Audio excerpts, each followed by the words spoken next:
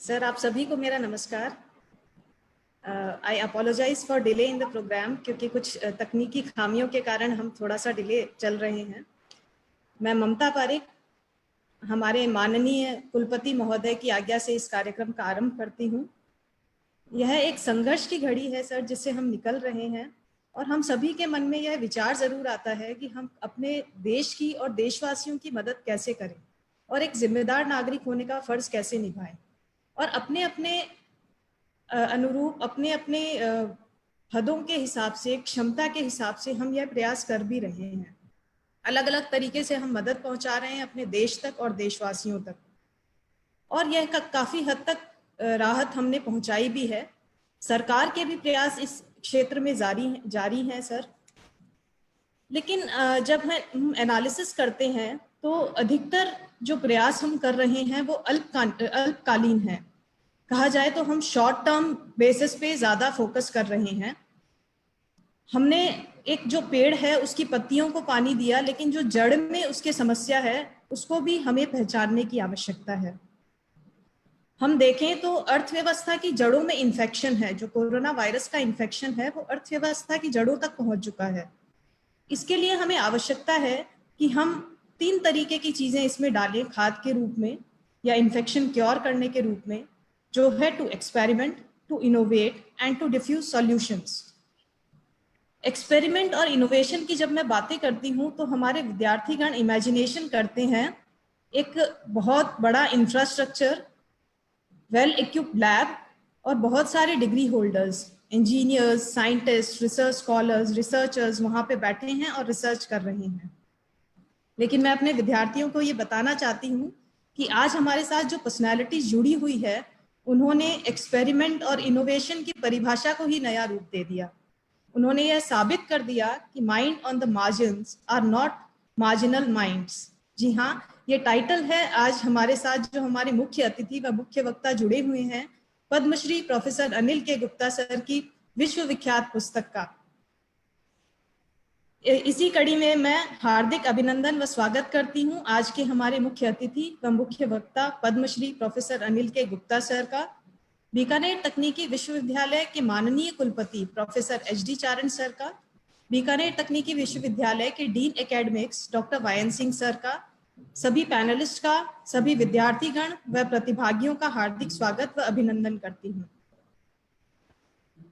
Professor Anil K Gupta sir को किसी परिचय की आवश्यकता नहीं है, परंतु यह एक परंपरा है हमारे कार्यक्रम की कि इनका परिचय मैं संक्षिप्त परिचय से विद्यार्थियों को अवगत कराना चाहूंगी। और मुझे यह मेरा सौभाग्य है कि मुझे सर को इंट्रोड्यूस करने का मौका मिल रहा है।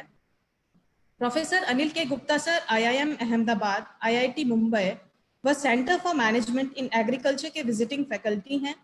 आप संस्थापक हैं honey bee network, Srishti, NIF व गेन के। आपने कुरुक्षेत्र यूनिवर्सिटी से अपनी PhD की उपाधि मैनेजमेंट में प्राप्त की। आप फेलो हैं the world academy of art and science California के। आप ग्लोबल इनोवेशन सेंटर यूनिसेफ के एडवाइजरी बोर्ड के मेंबर रहे। आपको पद्मश्री सम्मान से भी नवाजा गया एवं अन्य राष्ट्रीय व अंतर्राष्ट्रीय सम्मान से भी नवाजा जा चुका है। IPR के क्षेत्र में विश्व भर में 50 सर्वाधिक प्रभावशाली व्यक्तियों की सूची में आप सम्मिलित हैं। बिजनेस वीक द्वारा स्टार पर्सनालिटीज ऑफ इंडिया में आपको सम्मिलित किया गया। आप द्वारा लिखी पुस्तक grass root innovation, mind on the margin are not marginal minds विश्वविख्यात है। आपने भारत के सभी राज्यों में 5000 किलोमीटर से भी अधिक की शोध यात्रा कर फॉर्मल व इनफॉर्मल सेक्टर के बीच की कड़ी को जोड़ा है,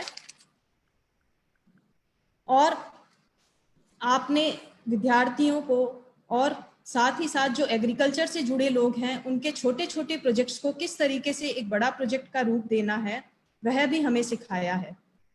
अब मैं सर्वप्रथम हमारे मार्गदर्शक प्रोफेसर HD चारण सर को निवेदन करूंगी कि वह सर का अभिनंदन करें व साथ ही कार्यक्रम की प्रस्तावना भी प्रस्तुत करें।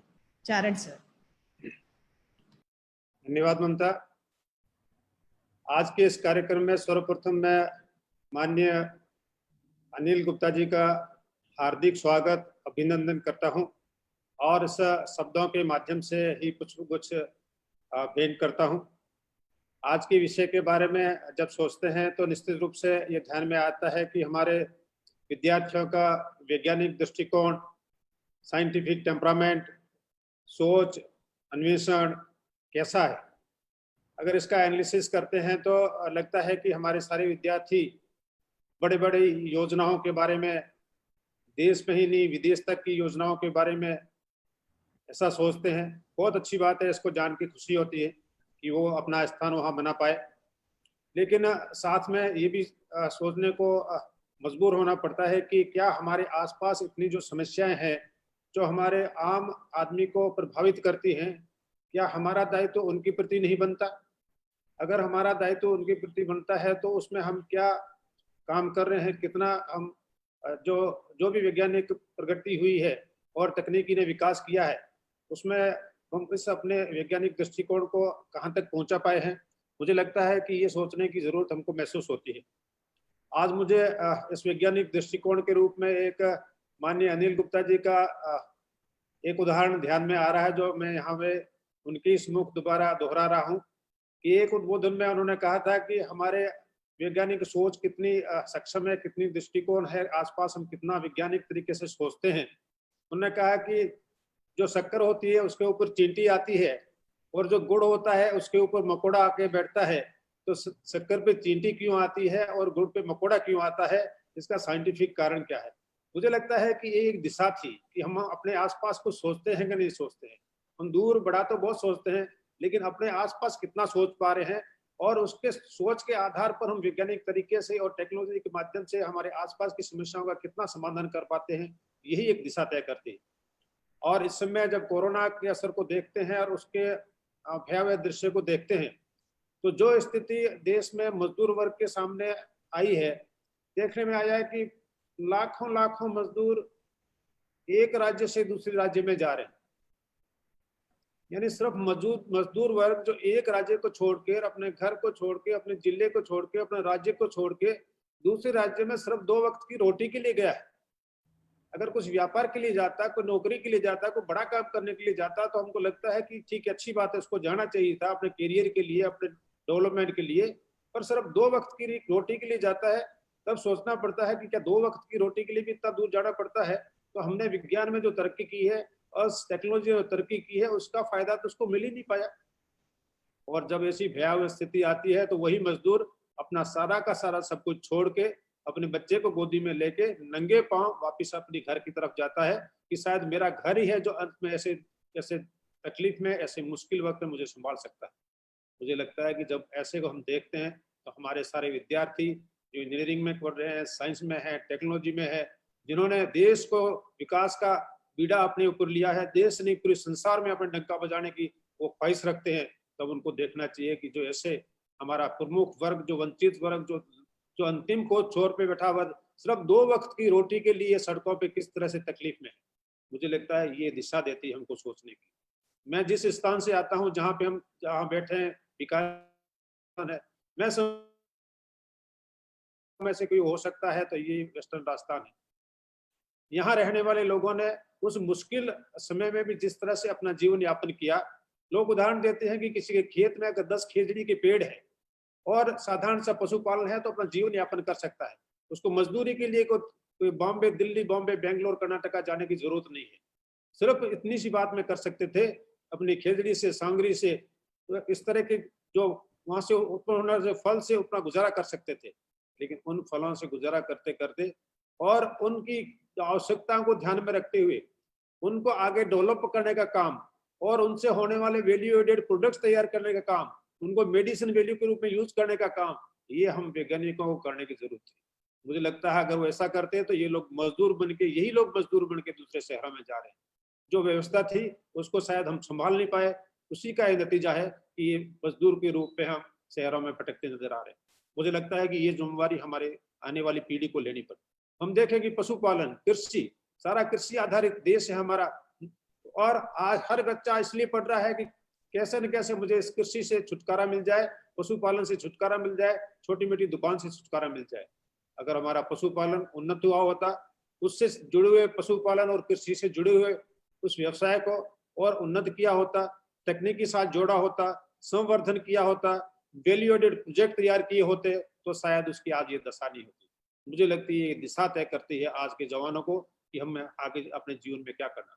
मैंने अपनी आंखों से देखता, मुझे बहुत ज्यादा याद नहीं होगा, 50 साल याद होंगे, मैंने अपने आंखों से देखा है सिविल राजस्थान में कि 2 वक्त की रोटी को तय करने के लिए औरतें चरखा काट के अपना गुजारा करती थी, सिर्फ चरखे में सूत काट के गुजारा करती थी। लेकिन धीरे धीरे वो सारी व्यवस्था बदल गई और व्यवस्था बदल के वही लोग मजदूर बन के आज बड़े बड़े शहरों में जाने लगे हैं और सिर्फ 2 वक्त की रोटी के लिए।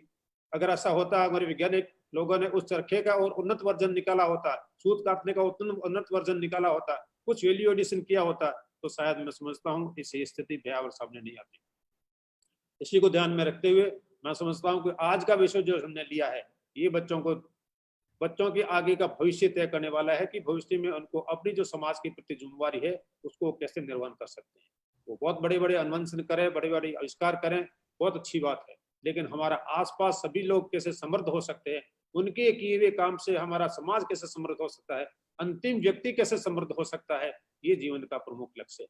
मुझे लगता है कि यही जो आज का हमारा नारा है कि स्वावलंबी भारत होगा, ये स्वावलंबी भारत तभी हो सकता है कि हमारा आसपास का हर व्यक्ति कम से कम 2 वक्त की रोटी के लिए तो एक स्थान से दूसरे स्थान अपने गांव को छोड़ के नहीं जा पाए। इसी नारे के साथ मैं माननीय अनिल गुप्ता जी का बहुत बहुत आभार व्यक्त किया है कि उन्होंने हमको समय दिया। मैं तो इतना ही कहता हूं कि आपके नेतृत्व में हमारे सभी फैकल्टी मेंबर और सभी स्टूडेंट तैयार है काम करने के लिए। आप उनका नेतृत्व करें, वो सेना के रूप में आपके साथ खड़े हैं। मानसिक रूप से हमने उनको तैयार किया है और इस साइंटिफिक टेम्परामेंट के लिए आप उनको तैयार करें, इतना मेरा एक बार अनुरोध है। सादर प्रणाम, धन्यवाद। ममता। धन्यवाद। Thank you sir.